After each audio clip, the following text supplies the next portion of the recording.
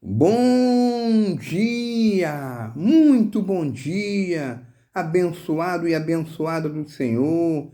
Deus te abençoe rico e poderosamente. Hoje é sábado, hoje é 30 de setembro, mais um mês finalizando aí. Pela misericórdia de Deus, estamos aqui, amém? Estamos aqui no ar com uma pergunta muito importante, estamos aqui com uma palavra para te fortalecer nesta manhã, mas uma pergunta um tanto quanto polêmica. Somos de fato e de verdade todos filhos de Deus? Por que há esse questionamento? E por que as pessoas fazem tais afirmações que somos todos filhos de Deus? Ou o que é realmente verdade nessa história? Somos ou não somos filhos de Deus? Vamos começar para ganhar tempos a meditar, mas lembrando que aqui nós não estamos trazendo a palavra para desmerecer ninguém ou nos acharmos alguma coisa, mas apenas para trazer a verdade que liberta. Porque a palavra de Deus diz: conhecereis a verdade e ela vos libertará. Eu já queria começar aqui esse dia maravilhoso para a gente começar, né? Já entrar o mês que entre agora, o mês de setembro, outubro, né? E começar bem na presença, procurando fazer aquilo que agrada a Deus, porque as coisas que não agradam a Deus são obras malignas da carne. Então, eu gostaria de começar aqui a meditar num livro com os irmãos, num livro daqui de Romanos, no capítulo 8, a partir do verso 5, que diz assim, ó: porque os que são segundo a carne inclinam-se para as coisas da carne, para as coisas da carne. Mas os que são segundo o Espírito, para as coisas do Espírito. Porque a inclinação da carne, a morte, mas a inclinação do Espírito, vida e paz. Vamos entender primeiramente aqui o que é se inclinar, é se curvar para o pecado, fazer aquilo que a carne pede, pecar. E o pecado é contra Deus. Tanto é que no meio do pecado Deus se afasta da pessoa. Por isso a pessoa está sujeita a morrer, porque o salário do pecado é a morte, como diz o texto sagrado. Então, como é que eu posso ser filho de Deus se eu faço a vontade da carne? E o que é se inclinar para a carne? É fazer o que a carne pede: bebida, fumo, prostituição, palavrões, lascívia, entendeu? Homens casados que olham para mulheres dos outros, né? As mulheres que andam com roupas, né, íntimas, mostrando tudo. Isso é lascívia dentro da palavra de Deus. Então, tudo que é pecado é inclinar-se, é se curvar, né? A gente se curva diante de Deus, se dobra diante de Deus, se humilha diante de Deus. Então, significa o quê? Se a Bíblia diz inclinar-se, significa o pecado, para as coisas da carne, significa o quê? Que a pessoa está se humilhando para a carne, fazendo a vontade daquele que lhe agrada. E quem agrada a carne é o inimigo, o diabo. Por isso, ele é o pai da mentira que nunca se firmou na verdade. Desde o princípio ele é mentiroso. Então, quando a Bíblia diz assim, irmãos, cuidado para que ninguém vos engane, é acerca da palavra de Deus. Que as pessoas deturpam a palavra de Deus e acreditam que todos são filhos de Deus. Então, a intenção do inimigo é tirar o foco, o verdadeiro foco, que é o principal foco. Qual é o foco de Deus no ser humano, irmãos? É te abençoar, te dar uma casa própria, te dar uma mansão, é te abençoar, mas o foco principal de Deus é a sua alma. Ele tem amor pela sua alma. Deus amou a sua alma, não amou o homem, não apenas o homem, mas amou a sua alma de tal maneira que se entregou lá na cruz. E eu vou fazer a vontade daquilo que me leva para a morte? Não é possível. Então, como é que eu sou filho de Deus? Então, preste bem atenção. Se a pessoa tem algum tipo de vício, ela faz coisas, tudo que desagrada a Deus, comete, isso se chama injustiça, ela não pode ser chamada filho de Deus, porque Deus não é injusto, né? Deus não coopera com o pecado. Não tem nada a ver Deus e pecado. Deus, ele abomina o pecado, assim como a idolatria, né? Que é o pecado, a prostituição e outras coisas mais. Aí diz assim um texto sagrado, no verso 8: portanto, os que estão na carne, olha, não podem agradar a Deus. Vós, porém, não está na carne, mas no Espírito. Ou seja, se é que o Espírito de Deus habita em vós. Como o Espírito de Deus habita na pessoa? Quando a pessoa só quer fazer o bem, meditar na palavra, né? Isso, fazer a vontade do Senhor. Isso é estar no Espírito. Amém?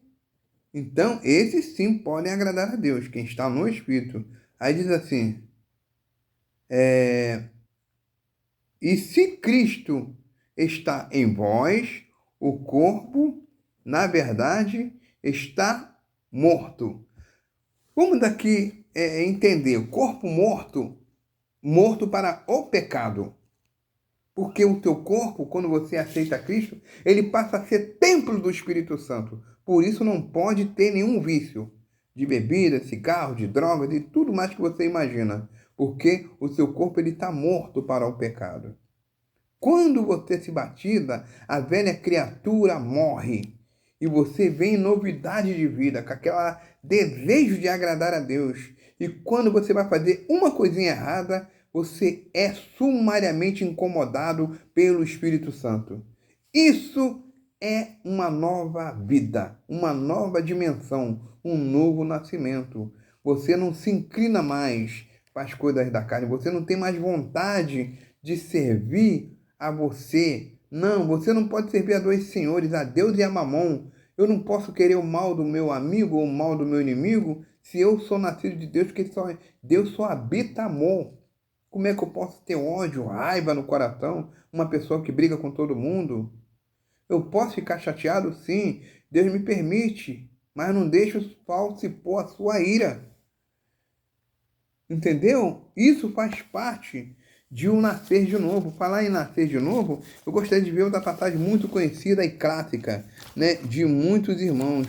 Aqui no livro de João, no seu capítulo 3, que fala sobre a situação aqui de uma outra pessoa, Nicodemos, que ficava em dúvida. Olha o que Jesus fala para Nicodemos. Olha que coisa interessante para nós entendermos da palavra de Deus como é que ele é forte. Ela não nos deixa dúvida. Aí diz assim um texto sagrado, ó, no livro de João, capítulo 3, diz assim, ó. E havia entre os fariseus um homem chamado Nicodemos, príncipe dos judeus. Esse foi ter de noite com Jesus. Por que você acha que ele foi ter a noite com Jesus? É tipo assim, para ninguém ver, escondido na calada da noite. Não é isso? Foi ter com Jesus, porque ele era o mestre em Israel, não é isso? Aí ele foi ter com Jesus à noite e disse-lhe, Rabi, que sabemos que quer dizer mestre, né?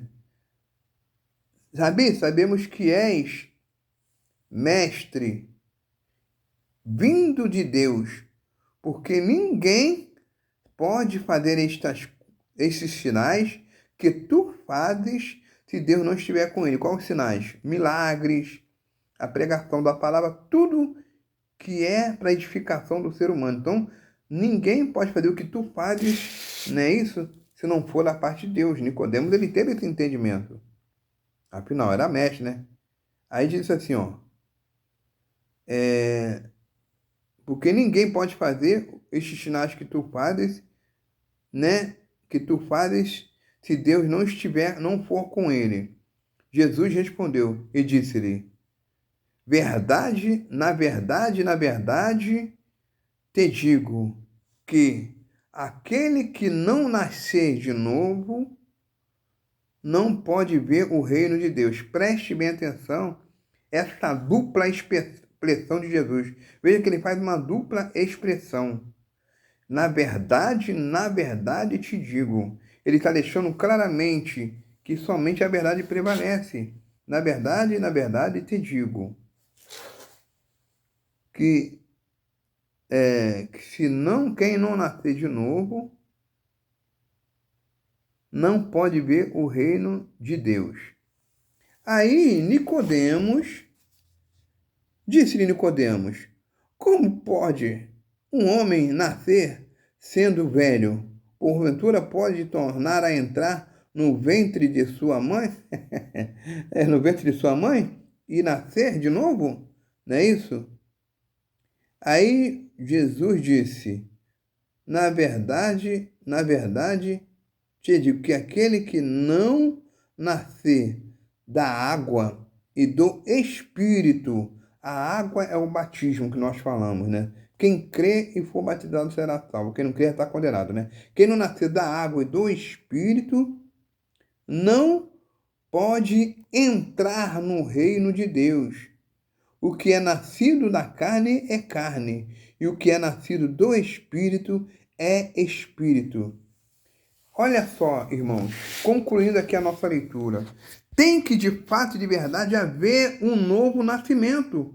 Porque se não haver um novo nascimento, a pessoa morre no pecado e perde a alma dela. Então não somos todos, nem todos são filhos de Deus, coisa nenhuma.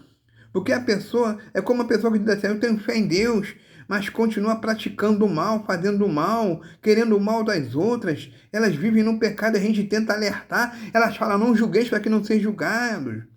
Se você vai alertar um homossexual, se a Bíblia condena a prática do homossexualismo, eles vão dizer: você está com homofobia, você está julgando, deixa Deus julgar. Não estamos julgando a palavra de Deus por si, ela está julgando a pessoa assim. A própria palavra de Deus condena o pecado. Então a gente não pode alertar que as pessoas ficam zangadas.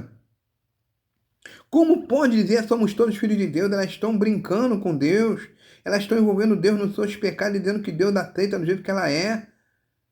Olha, Deus aceita a pessoa do jeito que ela é, mas não aceita a pessoa permanecer do jeito que ela veio. A Bíblia diz: vinde como estáis, mas não permaneceis como estáis, que eu vos amo do mesmo jeito, não.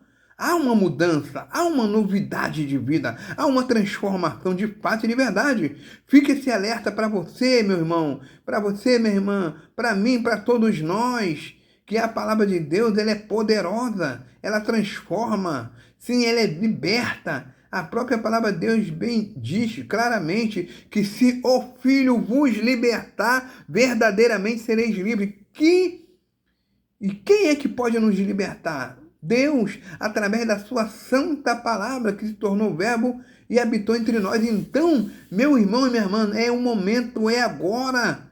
Porque o tempo está passando e as pessoas estão cegas, não estão enxergando que o mundo está finalizando, que estamos nos últimos sinais da iminente volta do Senhor Jesus. O arrebatamento é a qualquer instante, a qualquer momento, a qualquer hora. Vai ser num abrir e piscar de olhos, meu irmão.